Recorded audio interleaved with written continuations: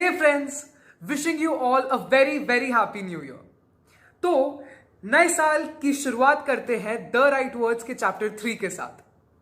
But today I am not going to be telling you any new words. Instead मैं आपको सुनाऊंगा आज 5 stories and then let's see वो stories हमें क्या सिखाती हैं. So without any further ado let's get into the video.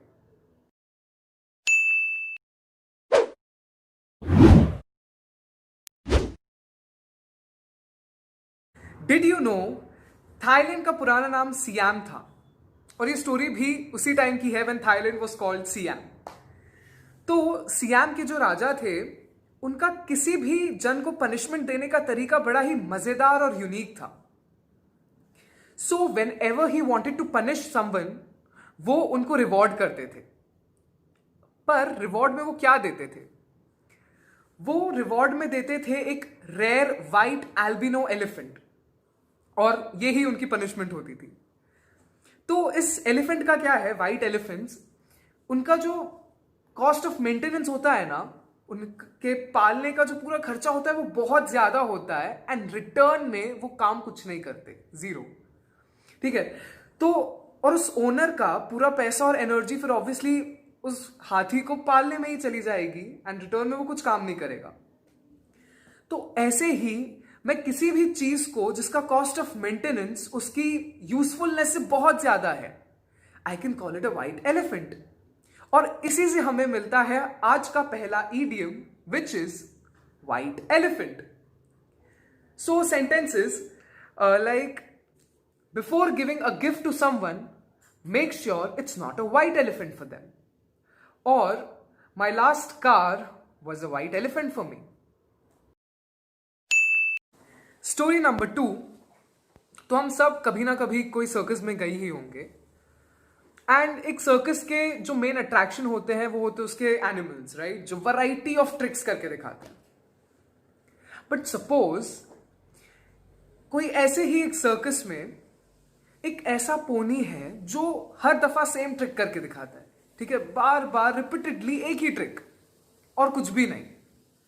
तो eventually it will get monotonous, right?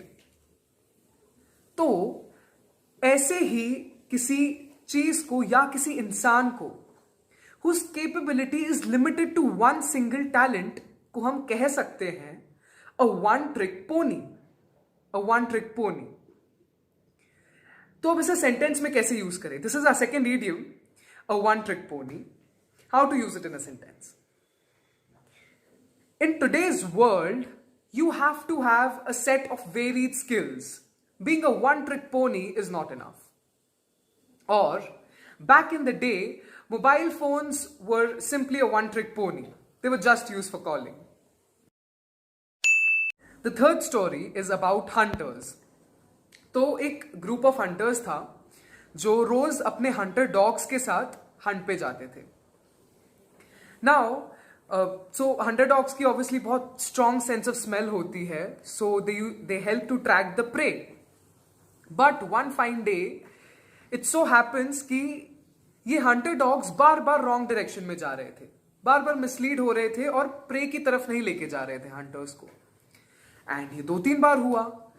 तो द हंटर्स वो ऑब्वियसली इस चीज के पीछे का रीजन ढूंढने की कोशिश किए एंड उन्हें पता चला कि उसी एरिया में एक पॉन्ड था जिसमें एक टिपिकल स्ट्रॉन्ग स्मेलिंग फिश थी, जिसकी स्ट्रॉन्ग स्मेल से वो डॉग्स बार बार डिस्ट्रैक्ट हो रहे थे, मिसलीड हो रहे थे. और इस फिश का नाम था रेड हेरिंग. तो ऐसे ही हम किसी पर्सन को या piece of information that is meant to mislead, जो हमें मिसलीड करता है, उसे कह सकते हैं a red herring. Now, how to use it in a sentence? Suppose the movie Badla was full of red herrings and constantly kept the audience guessing. Or politicians often use a controversial subject as a red herring to distract the public from other important issues. That's the fourth idiom, red herring. Sorry, पिछला वाला third था, ये fourth है. तो often जब horse race होती है तो घोड़ों पे बेट्स लगती है, राइट? एंड मतलब कौन सा घोड़ा जीतेगा उस पे बेट्स लगती है। एंड ये बेट्स हमेशा एक घोड़े के ट्रैक रिकॉर्ड को देख के कि पहले कितनी रेसेस जीती है उस बेसिस पे लगती है। पर कभी कभार ऐसा होता है कि जिस घोड़े से सबसे कम उम्मीद होती है ना जीतने की, वही जीत जाता है। तब ऐसे घोड़े को कहते हैं dark horse. A contestant who was unlikely to succeed but yet did can be called a dark horse. तो इसी से हमें हमारा फोर्थ ईडियम मिलता है, dark horse. Sentences with a string of hits, Ayushmann Khurrana turned out to be quite a dark horse.